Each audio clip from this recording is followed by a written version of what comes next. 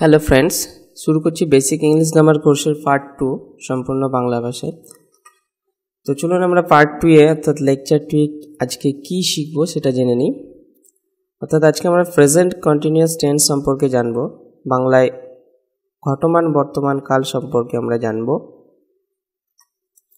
আমাদের পূর্ববর্তী লেকচার ছিল সিম্পল প্রেজেন্ট টেন্স নিয়ে।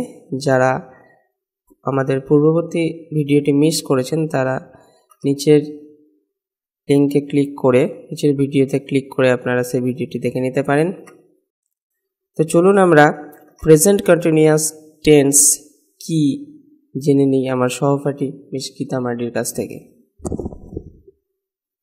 বন্ধুরা চলুন তাহলে আমরা প্রেজেন্ট কন্টিনিউয়াস টেন্স অথবা ঘটমান বর্তমান কাল সম্বন্ধে বিস্তারিত জানব। তো সেটা জানার আগে আমাদের প্রথমে কবিতা পড়ে নিতে হবে। ক্রিয়া শেষে তেছি তেছো যদি লেখা থাকে, প্রেজেন্ট কন্টিনিউয়াস জানবে তুমি তাকে। আমি থাকলে অ্যাম হয় ইজ একজনে, তুমি থাকলে আর হয় আরও বেশি জনে। ক্রিয়া শেষে আইএনজি যোগ করতে হয়, পড়াশোনা করলে তবে আরও জানা যায়। তো যেমন আমরা জানতে পারলাম যে ক্রিয়া শেষে তেছি তেছো যখন লেখা থাকে, যেমন করছি, পড়ছি, খাচ্ছি, যাচ্ছি, এই রকম থাকলে তখন আমরা সেটাকে প্রেজেন্ট কন্টিনিউয়াস টেন্স বলবো। নেক্সট দেখতে পাচ্ছি আমি থাকলে অ্যাম হয় ইজ একজনে। তো যখন ফার্স্ট পারসন সিঙ্গুলার আই তখন অ্যাম হয়, আর যখন থার্ড পারসন সিঙ্গুলার সেক্ষেত্রে ইজ হয়। তুমি থাকলে আর হয় আরও বেশি জনে, তার মানে যখন সেকেন্ড পারসন সিঙ্গুলার বা প্লুরাল তখন আর বসে, বা তারও বেশি যদি লোকজন থাকে তো সেক্ষেত্রেও আর বসাতে হয়। আর আমাদের এটা অবশ্যই মনে রাখতে হবে যে ক্রিয়ার শেষে আইএনজি যোগ করতে হয়। তো তাহলে আমরা এই জানলাম যে যখন যে কোনো ক্রিয়ায় তেছি তেছো শব্দ থাকলে সেক্ষেত্রে প্রেজেন্ট কন্টিনিউয়াস টেন্স হবে। নেক্সট আমরা চলে যাব সিনট্যাক্সে। সিনট্যাক্স মানে বাক্যরীতি। আমরা দেখতে পাচ্ছি syntax subject plus be verb plus main verb plus ING plus object. তো আমরা এখন জানব এক্সাম্পল, এই প্রেজেন্ট কন্টিনিউয়াস টেন্সের কিছু এক্সাম্পল। আচ্ছা, সেটা প্রথমে আমরা অ্যাফার্মেটিভ সেন্টেন্স সহযোগে জানব। সিনট্যাক্স হচ্ছে সাবজেক্ট প্লাস অ্যাম অথবা ইজ অথবা are plus verb plus ING plus object. যেমন এক্সাম্পল দেখতে পাচ্ছি আমরা সাগরিকা মাংস রান্না করিতেছে। তো এখানে আমরা ভার্ব বা ক্রিয়া দেখে বুঝতেই পারছি যে এটা প্রেজেন্ট কন্টিনিউয়াস টেন্সে আছে, করিতেছে। প্রথমে তো আমরা ধরে বুঝতেই পারছি যে এটা প্রেজেন্ট টেন্সে আছে, কিন্তু এটা প্রেজেন্টের কন্টিনিউয়াস টেন্সে আছে, সেটা আমরা করিতেছে ক্রিয়াটা দেখে বুঝতে পারছি। তো এবার চলুন এটাকে ইংলিশে কনভার্ট করি।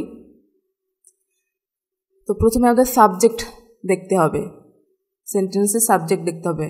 অবশ্যই আমরা দেখতে পাচ্ছি এখানে কি লেখা আছে, সাগরিকা। তাহলে সাগরিকা। এবার আমরা সিনট্যাক্সে চলে যাব। সাবজেক্টের পর অ্যাম অথবা ইজ অথবা আর বসাতে হবে। এখানে সাগরিকা কোন পারসন, থার্ড পারসন সিঙ্গুলার, সেই জন্য এখানে ইজ বসবে। এবার ভার্ব বসাতে হবে। এখানে ভার্বটা কি, ক্রিয়াটা কি, করিতেছে। করাকে ইংলিশে বলছে রান্না করাকে বলছে কুক। তো সেই ক্ষেত্রে এখানে কুক। এবার আইএনজি কেন বসলো, এবার নিয়ম অনুযায়ী ভার্বের সাথে আইএনজি বসবে, সেই জন্য এখানে সম্পূর্ণ ওয়ার্ডটা বসেছে কুকিং। এবার নেক্সট আমরা অবজেক্ট পাচ্ছি কি, মাংস। তো মাংসকে কি বলছে ইংলিশে, মিট। তো সম্পূর্ণ ওয়ার্ডটা পেলাম সাগরিকা ইজ কুকিং মিট। চলুন আমরা আর একটা এক্সাম্পল জেনে নেব। শিকারী বন্ধুকে তাক করছে। এখানে ভার্ব হচ্ছে তাক করছে। এবার আমরা সাবজেক্ট বের করব। সাবজেক্ট হচ্ছে শিকারী, শিকারীকে ইংলিশে বলছে হান্টার, দ্য হান্টার। এবার আবার অক্সিলারি ভার্ব অ্যাম অথবা ইজ অথবা আর বসাতে হবে। তো সেক্ষেত্রে এখানে যেহেতু the Hunter third person singular, সেহেতু এখানে ইজ বসবে। এবার তাক করছে, তার মানে কি, তাক করা মানে এম।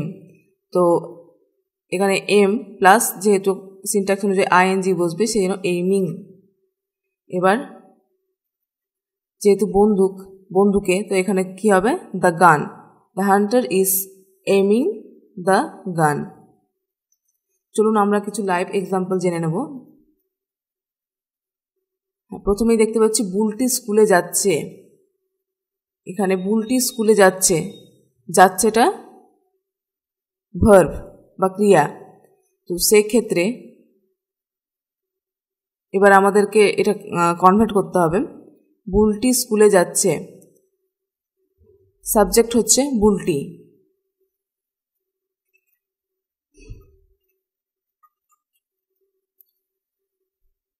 এবার সিনট্যাক্স অনুযায়ী সাবজেক্টের পর অ্যাম, ইজ অথবা আর বসবে। তো এখানে আমাদের কোনটা অ্যাপ্রোপ্রিয়েট হবে?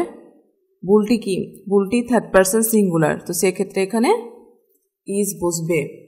এবার আমাদেরকে ভার্বটা বের করতে হবে। ভার্ব যাচ্ছে, যাওয়াকে কি বলে? গো। এবার সিনট্যাক্স অনুযায়ী আমাদের ভার্বের সাথে আইএনজি বসাতে হবে, তাহলে এখানে গো এর সাথে আইএনজি যুক্ত হয়ে যাবে, গোয়িং। এবার স্কুলে, তো এখানে বসবে টু স্কুল। তাহলে আমরা সম্পূর্ণ সেন্টেন্স কি পেলাম? Bulti is going to school. তো বন্ধুরা, আমরা নিচে দেখতে পাচ্ছি একটি নোট আছে। বাংলা বাক্যে স্বপ্ন দেখিতেছি, আশা করিতেছি এই জাতীয় প্রয়োগ থাকলেও ইংরেজিতে এর প্রয়োগ হয় না। স্বপ্ন দেখা, আশা করা জাতীয় বাক্য প্রেজেন্ট ইনডিফিনাইট টেন্স হয়। তো আমরা জানলাম যে স্বপ্ন দেখিতেছি, আশা করিতেছি এই জাতীয় কোনো সেন্টেন্সের প্রয়োগ হয় না ইংরেজিতে। তাহলে চলুন সেই রকম সেন্টেন্স আমরা এখন একটু উদাহরণগুলো দেখে নিই। রানী স্বপ্ন দেখিতেছে, তাহলে কি হবে এখানে? যেহেতু আমরা উপরে একটা ইম্পর্টেন্ট নোট দেখলাম যে সেই রকম প্রয়োগ হয় না, তাহলে এটা প্রেজেন্ট ইনডিফিনাইট টেন্স হিসেবে বসবে। তাহলে এখানে কি হবে? সাবজেক্ট আমরা কি দেখতে পাচ্ছি? রানী। এবার ভার্বটা কি? স্বপ্ন দেখা, ড্রিম। তাহলে আপনি যদি এই নোটটি না পড়তেন তাহলে আপনি কি লিখতেন? এখানে রানী ইজ ড্রিমিং, রানী স্বপ্ন দেখিতেছে, যেহেতু এটি প্রেজেন্ট কন্টিনিউয়াস টেন্সে আছে, প্রেজেন্ট কন্টিনিউয়াস টেন্স এর নিয়ম অনুযায়ী আপনি এটিকে প্রেজেন্ট কন্টিনিউয়াস টেন্সে কনভার্ট করতেন। কি করতেন? Rani is dreaming, but it is wrong. তাহলে আমাদেরকে কি করতে হবে? এই নোটটা মনে রাখতে হবে যে প্রেজেন্ট ইনডিফিনিট টেন্সের ক্ষেত্রে স্বপ্ন দেখা বা আশা করা এই জাতীয় বাক্যে বাংলাতে তার প্রয়োগ থাকলে ইংরেজিতে প্রয়োগ হয় না। এটিকে আপনাকে প্রেজেন্ট ইনডিফিনাইট টেন্সে কনভার্ট করতে হবে। যদিও মনে হচ্ছে এটি কন্টিনিউয়াসে আছে, কিন্তু এটিকে আপনাকে প্রেজেন্ট ইনডিফিনাইট টেন্সে আপনাকে কনভার্ট করতে হবে। তাহলে এখানে রানী ইজ ড্রিমিং হবে না, তাহলে কি হবে? রানী ড্রিমস। যেহেতু রানী থার্ড পারসন সিঙ্গুলার, তার জন্য ভার্বের সাথে এস যোগ হলো। পরের সেন্টেন্সটি দেখুন, আমি আশা করিতেছি। অর্থাৎ আপনি যদি প্রেজেন্ট কন্টিনিউয়াস টেন্সে এটিকে কনভার্ট করতেন তাহলে কি করতেন? I am hoping, but it is wrong. তাহলে আপনাকে কি করতে হবে? I hope. কারণ আমি প্রথমেই বললাম যে প্রেজেন্ট কন্টিনিউয়াস টেন্সে স্বপ্ন দেখা, আশা করা এই জাতীয় বাক্যের প্রয়োগ হয় না। এখানে আপনাকে প্রেজেন্ট ইনডিফিনিট টেন্সেই কনভার্ট করতে হবে, অর্থাৎ আই এম হোপিং হবে না। তাহলে কি হবে? আমি আশা করিতেছি, আই হোপ। এই হচ্ছে আমার সেন্টেন্স। তো চলুন এবার আমরা পরবর্তীতে যাই, নেগেটিভ সেন্টেন্স দেখে নিই। যদি আমাদের নেগেটিভ সেন্টেন্স থাকে তাহলে আমরা কিভাবে কনভার্ট করব? নেগেটিভ সেন্টেন্স আমরা জানি নো বা নট বসিয়ে নেগেটিভ সেন্টেন্স করতে হয়, বা ডু নট, ডাজ নট ইত্যাদি বসিয়ে নেগেটিভ সেন্টেন্স করতে হয়। তাহলে এখানে নেগেটিভ সেন্টেন্স আমরা কনভার্ট করি, কারণ আমরা এখানে দেখতেই পাচ্ছি সে এখন খেলছে না, এখানে না বসানো আছে। আমরা বুঝতে পারছি যে এটি একটি নেগেটিভ সেন্টেন্স, কিন্তু এটি কোন টেন্সে আছে? সে এখন খেলছে না। যদি আমাদের এটি পজিটিভ হতো তাহলে কি হতো? সে এখন খেলছে, হি ইজ প্লেয়িং। সে এখন খেলছে না, তাহলে কি হবে? হি ইজ, আমরা জানি নো অথবা নট বসিয়ে নেগেটিভ করতে হয়, নট প্লেয়িং। আমরা নাওটা বসাতেও পারি, নাও পারি, এখানে উজ্জ্ব, আপনি নাও বসালেও হবে, না বসালেও হবে। He is not playing now. আচ্ছা, এখানে আরেকটি নোট আছে যে love hate, taste, hear, see, smell, like, want, hope এই জাতীয় অনুভূতিপূর্ণ ভার্বগুলির প্রেজেন্ট কন্টিনিউয়াস ফর্ম হয় না। অর্থাৎ আই অ্যাম লাভিং আমি ভালোবাসছি এ ধরনের হয় না। আই অ্যাম হেটিং আমি ঘৃণা করছি এ ধরনের হয় না। অর্থাৎ আমি ঘৃণা করছি I hate, I am testing, I am hearing এই ধরনের হয় না, প্রেজেন্ট কন্টিনিউয়াস হয় না। এগুলোকে আপনাকে কি করতে হবে? প্রেজেন্ট ইনডিফিনাইট টেন্সেই করতে হবে। আই লাভ আমি ভালোবাসছি। আচ্ছা, এবার আমরা চলে যাই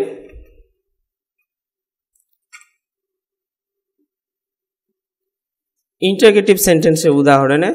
ইন্টারগেটিভ সেন্টেন্সের আমরা প্রকারভেদ আমি এর পূর্ববর্তী লেকচারে বলেছিলাম প্রেজেন্ট ইনডিফিনাইট টেন্স করতে গিয়ে যে ইন্টারগেটিভ সেন্টেন্স দুই প্রকারের হয়, একটি WH কোয়েশ্চেন আর একটি ইয়েস নো কোয়েশ্চেন। তো WH কোয়েশ্চেনগুলি WH ওয়ার্ড দিয়ে শুরু হয়, হোয়াট, হোম, হোয়ার, হু এগুলি দিয়ে। এবং ইয়েস নো কোয়েশ্চেন আমি বলেছিলাম কোনো কোয়েশ্চেনের আনসার যদি ইয়েস অথবা নোতে আসে সেটিকে ইয়েস নো কোয়েশ্চেন বলা হয়। আর ইয়েস নো কোয়েশ্চেনের ক্ষেত্রে ভার্বকে সাবজেক্টের আগে নিয়ে এসে কোয়েশ্চেনটি তৈরি করা হয়। তো আমরা WH ওয়ার্ড দিয়ে প্রেজেন্ট কন্টিনিউয়াস টেন্সের কিছু উদাহরণ দেখব। যেমন অনামিকা কোথায় যাচ্ছে, অনামিকা কোথায় যাচ্ছে। তাহলে এখানে কোথায় যাচ্ছে, কোথায়, এটি একটি কোয়েশ্চেন আমরা বুঝতেই পারছি, কিন্তু কোথায় এইটাতে বোঝাচ্ছে যে WH ওয়ার্ড কি বসবে। কোথায় শব্দটিতে আমরা বুঝতে পারছি যে WH ওয়ার্ড কি বসবে। তাহলে কি হবে? হোয়ার।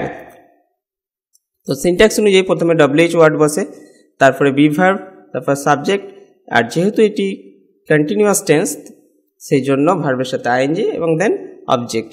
তাহলে কোথায় যাচ্ছে, তাহলে কাজটি কন্টিনিউ হচ্ছে, আমরা এই জন্য বুঝতে পারছি যে এটি কন্টিনিউয়াস টেন্স। আমরা জানি যে প্রেজেন্ট কন্টিনিউয়াস তখনই হয় যখন কোনো কাজ রানিং আছে, তখনই প্রেজেন্ট কন্টিনিউয়াস টেন্স হয়। তাহলে অনামিকা কোথায় যাচ্ছে, কাজটি হচ্ছে, অনামিকা যাচ্ছে, কিন্তু কোথায় যাচ্ছে আমরা কোয়েশ্চেন করছি। তাহলে কোথায় এই শব্দটির জন্য আমাদেরকে কি বসতে হবে? হোয়ার। তাহলে হোয়ার, এবার হোয়ার অনুযায়ী এবার সাবজেক্ট অনুযায়ী আমাকে বি ভার্বটা বসাতে হবে। এবার অনামিকা আছে আমার সাবজেক্ট, তাহলে অনামিকা থার্ড পারসন সিঙ্গুলার নাম্বার, সেজন্য আমাকে কি করতে হবে? অনামিকা ইজ, আমরা যদি এটি কোয়েশ্চেন না থাকতো তাহলে কি করতাম? অনামিকা যাচ্ছে, অনামিকা ইজ গোয়িং, তাহলে ইজ ভার্বটা আমাদের এখানে আসছে, অর্থাৎ থার্ড পারসন সিঙ্গুলার নাম্বার থাকলে এখানে অনামিকা যেহেতু আছে তাই আমাদের ইজ বসবে। তাহলে হোয়ার ইজ, দেন সাবজেক্ট অনামিকা, তারপরে ভার্বের সাথে আইএনজি, গোয়িং, গো হচ্ছে মেন ভার্ব, তার সাথে আইএনজি গোয়িং। তাহলে হোয়ার ইজ অনামিকা গোয়িং, এই হচ্ছে আমার কমপ্লিট সেন্টেন্স। তো আরেকটি উদাহরণ আমরা দেখে নিই যে আখি কাঁদছে কেন। আখি কাঁদছে কেন, আমরা কেন ওয়ার্ডটাতে বুঝে নিচ্ছি যে কি WH ওয়ার্ড বসবে। আখি কাঁদছে কেন, অবশ্যই এটি WH কোয়েশ্চেন, কারণ এর আনসার আমরা ডেফিনেশনে পাবো। আজ আখি কাঁদছে কেন, কেন হচ্ছে হোয়াই, তাহলে WH ওয়ার্ড আমরা পেয়ে গেলাম হোয়াই। আখি, আমরা যদি এটি কোয়েশ্চেন না থাকতো তাহলে আমরা কি বলতাম? আখি কাঁদছে, তাহলে আখি ইজ ক্রাইং, আমরা এটি করতাম, এই কোয়েশ্চেনটি করতাম আখি ইজ ক্রাইং প্রেজেন্ট কন্টিনিউয়াস টেন্সে, আখি এখনও কাঁদছে, অর্থাৎ আখি ইজ ক্রাইং, আখি এখনও কাঁদছে। তাহলে হোয়াই, প্রথমে আমরা বসাবো হোয়াই, এবং সাবজেক্ট আমরা পেয়ে যাচ্ছি আখি।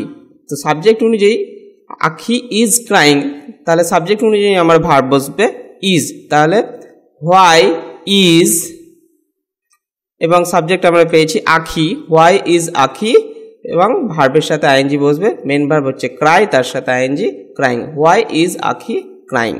এই হচ্ছে আমার ইন্টারগেটিভ সেন্টেন্স। চলুন আরেকটি লাইভ এক্সাম্পল আমরা দেখে নিই।